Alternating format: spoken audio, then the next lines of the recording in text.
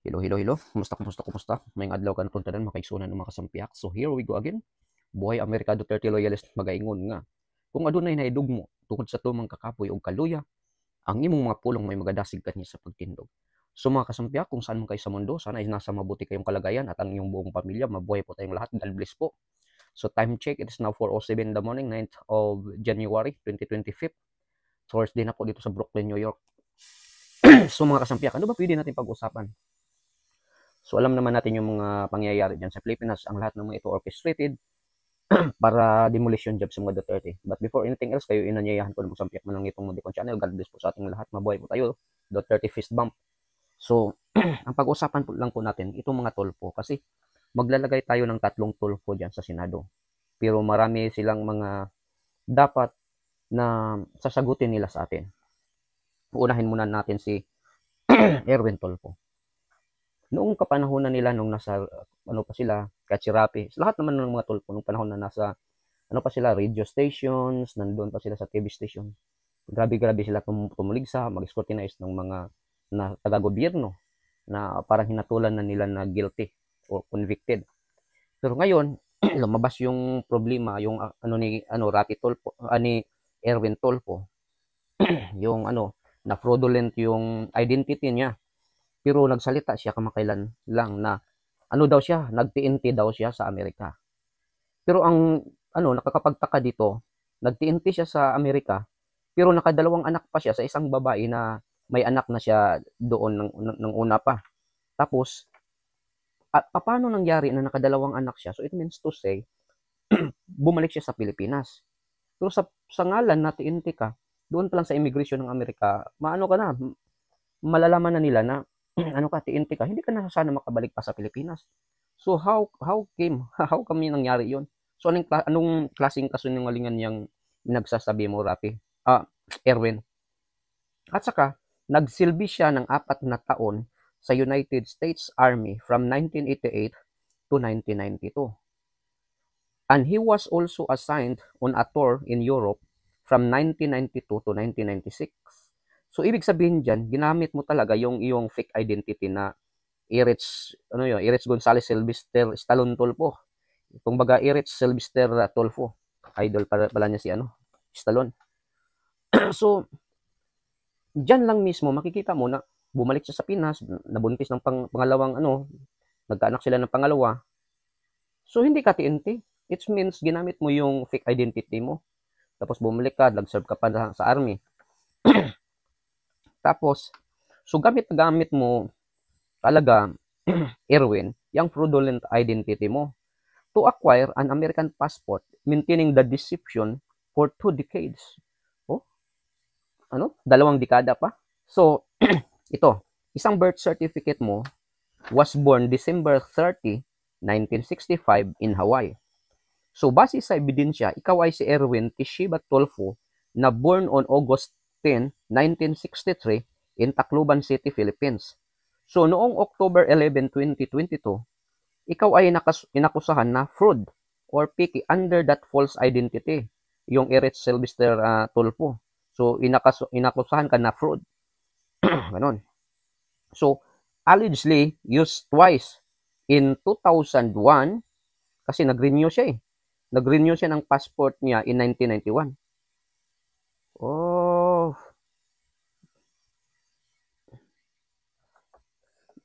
Putik talaga, So, dito.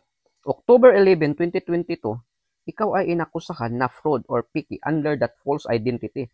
Allegedly used this identity to secure a US passport in 1991. Oh, yan yung nakasulat dito. So, renewing twice in 2001 and 2021. But later on, admitted in a signed statement on June 27, 2022, that was born in the Philippines and obtained a US birth certificate by fraudulent means. Kasi noong September 14, 2022, nag-apply si Erwin Tulfo ng G2 visa. Itong mga sa mga wala pang alam about dito, ang G2 visa, issued yan ng government sa mga government officials na mag-travel sa US para sa mga meetings or whatsoever na legal actions, ganun. Pero ang mga pwede lang ma-issuehan dyan, gobyerno lang talaga, mga taga-gobyerno, yan tinatawag na G2 visa. So doon, kung kaya doon nalaman na, kaya winidraw niya, ito talaga si, tama talaga yung sinabi ni Marlica. Ito talaga si Erwin Tulfo, sigurista. So hindi niya binitawan yung US niya, talaga niya. Sinecure muna niya yung buhay niya dito sa, dito sa diyan sa Pilipinas. Kasi yung, US citizen na may kasi bibigyan ka kasi ng diyan yung tinawag na Social Security number, yung Social Security card mo. Pagdating ng panahon, may matatanggap ka na pension diyan eh. So, yan yung sinabi ni Marlica na pagdating ng panahon, pag malas-malasin siya sa Pilipinas, at least may makukuha siya sa Amerika. So ngayon, secure na siya, politiko siya diyan, magkurap-kurap lang siya diyan, maghimod lang siya ni Tambaluslos. Bahala na yung US diyan, magkurap lang ko sa Pilipinas. Okay na ako. Marami talagang kalukuhan to si Erwin. Sharpshooter pa naman sa chicks. Basta mga tulpo, sharpshooter sa mga chicks. So ngayon, dito tayo pupunta kay si magigiting si Rapi Tulfo in action. Idol na idol ko yan dati si Rapi Tulfo. Ako pang man mismo Rapi Tulfo ako dati pero hindi ko natulungan. Kasi yung yung issue kasi sa akin, yung problema ko hindi kasi matunog yung sa akin about sa lupa kasi. Kung kaya't siguro hindi nasabi na hindi yan pwede, hindi yan matunog. Kung kaya't hindi ako tinulungan, nakausap ko pa yung kanang kamay talaga ni Rapi Tulfo. Tapos marami sila noon sa background, silang lahat doon. So, dito pupunta tayo sa ito si Rapi Tulfo at si Loren Legarda. Nag-file sila ng resolution about yung mga pamimiki-piki, di ba? Lumabas yung mga alis goo. Pinupost pa nga ito ni Loren Legarda, ito basahin ko sa Instagram. Mga last year na to, mga yung kasagsagan ng mga mga alis goo, mga Cassandra Ong. So basahin ko.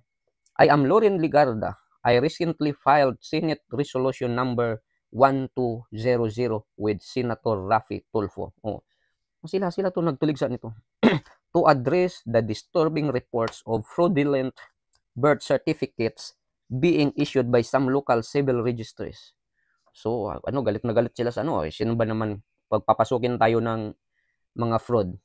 So, these illegal documents not only undermine the integrity of our legal system, but also jeopardize national security by allowing foreign nationals to bypass immigration laws and engage in potentially harmful activities. Si yan? Si Erwin yan. Yung ginawa mo, Erwin, dito sa Amerika, harmful yan. Baka may gagawa ka pa ng jeopardize, harmful activities, baka sharpshooter ka pa naman sa chicks, baka dito ka di natin alam. So, it is crucial that we investigate these fraudulent schemes, hold those responsible accountable. So, dapat, Rapi, yan, itanong mo kay sa kapatid mo. He must be accountable sa ginawa niya ditong, pagsisinungaling sa Amerika, sa American government, and close the legal loopholes being exploited. And our goal is to protect Filipinos' rights and ensure the accuracy and integrity of our vital records. We cannot allow corruption to endanger our public safety. Rapi, tinanong mo ba yan sa kapatid mo? Corruption din yung ginawa niya eh. Niloko niya yung bansang Amerika. Kung nagawa niya yan sa Amerika, paano pa dyan sa Pilipinas? Kitang-kita mo yung gihimod puwet niya kay Tambaluslos. Secure na yung future niya. Kasi alam naman si Tambaluslos, pag yung vampire, ilalagay mo dyan sa Red Cross, alam nyo na kung sino si vampire, sino si Dracula. Ano lang naman, a blood-sucking monster. Pero siya, a blood-sucking, man siya, crocodile. So, ito, sila Rapi Tulfo ang nag-file nito about yung mga disturbing na mga mga illegal na mga birth certificates. So, galit na galit si Rapi sa mga piki. Pero hindi niya mapagsabihan itong kapatid niya na ito rin ang mga ginawa. So dito muna tayo at babalik at pupunta tayo kay Rapi Tulfo dito sa mga problema din natin kay Rapi Tulfo na dapat din niyang sagutin. Nung nasa pa sila, radio, nasa TV, ang galing-galing nila, parang idol na idol natin, di ba? Ngayon lumabas yung mga baho. Dito muna tayo kay dito tayo kay Rapi. Si Rapi Tulfo, siya yung nag-imbestiga ng mga pagkor-pagkor dyan, ng mga PCSO, lalong-lalo na PCSO, galit na galit si Tulfo. Nung una, gustong manakit. Galit na galit, gustong manakit. So, inimbestiga ni Rapi itong mga lotto winner who claimed prizes 36 times in a span of just 6 months. So, may nanalo ng lotto na 36 times sa, span ng 6 months lang. So, paano nangyari yan? Ang hirap ng manalo ng lotto. Tapos 6 months lang, tapos 36 times pa. Tapos may nanalo din may mananaya na tumaya ng 90 million and actually won 640 million jackpot. So yung gumastos ng isang tao lang to gumastos ng 90 million para manalo ng 640 million jackpot at nanalo daw ito. Tapos isa pa, 'di ba noong si Rapi Tulfo, he was the chair on that panel yung nag-iimbestiga diyan. Ang the most controversial na inimbestigahan ni Rapi Tulfo din, itong Grand Lotto pot o Grand Lotto jackpot. Na yung yun sa ba yung Grand Lotto diyan sa Pilipinas? 655. So, ang nangyari, 433 yung nanalo. So, anong nangyari yun? 430, wala tayong narinig ngayon sa output ng mga investigasyon ni Rapi Tulfo. Tapos meron tayong narinig doon kay Maharlika, bakit hindi nyo kasuhan si Maharlika kung nagsisinungaling si Maharlika? Sinabi ni Maharlika na 1.4 billion daw ang binayad nila Robles at Liz Satanas kay Rapi Tulfo through backdoor. So it means binayaran through backdoor. Di ba? Ang alam naman natin, sila, executive session sila. Pero after noon, wala na tayong nabalitaan. So sa dami-dami ng investigasyon, nag-executive session pa sila. Then after that, tinigil yung investigasyon ni Tulfo. So sa ngayon, we therefore conclude na may cash sa Butan in Bisaya pa. May nangyayari talaga, or may nangyari talaga diyang kababalagan. Kasi bakit tinigil? After nun, ang init-init ng issue nun. Tapos bigla lang tumigil si Tulfo. Wala na tayong balita hanggang ngayon. Oh. So ngayon, maglalagay pa tayo ng isa pang Tulfo sa Senado. So mag-isip-isip tayo mga kababayan. Dalawang Tulfo na sila. Si Erwin Tulfo at si Rapi Tulfo. Nung nandun na sila, naghihimod puwit lang pala sila. Tapos ngayon maglalagay pa tayo ng isang Bin Tulfo. Tapos si Rapi Tulfo, meron yun siyang pinail na bill dati. Hindi ko alam kung nagawa na ba, na naging act na ba or naging batas na ba about sa pagtulong ng mga OFWs na inaabuso doon sa ibang bansa. Kasi yung palabas diyan, Rapi Tulfo in action, lagi mga away, mga chismis sa mga mag-asawa, gano'n, tapos mga OFW. Pero nag-file siya ng bill about abuses. Pero may narinig tayo na, di ba, sa mga ilang buwan na ba yun or taon na ba? Di ba may nabitay dyan na OFW na hindi man lang binalita. Nung binalita, lumabas na yung balita sa mga mass media after a couple of weeks. Pero yung gobyerno natin hindi man lang nagsalita about it. Pero si Rapi Tulfo naman, siya yung ng bill dyan, nag-file about mga abuses sa mga OFW. So hindi ba ito nabantayan ni Rapi Tulfo? Yan ay tanong lang. Magaling lang tayo sa Rapi Tulfo in action kasi pirahan natin yung mga kababayan natin. Isa ka pa rin pala sa magaling lang sa salita, wala sa gawa. Tapos maglagay pa tayo ng isa pang Tulfo. So mga kababayan, mag-isip-isip po tayo.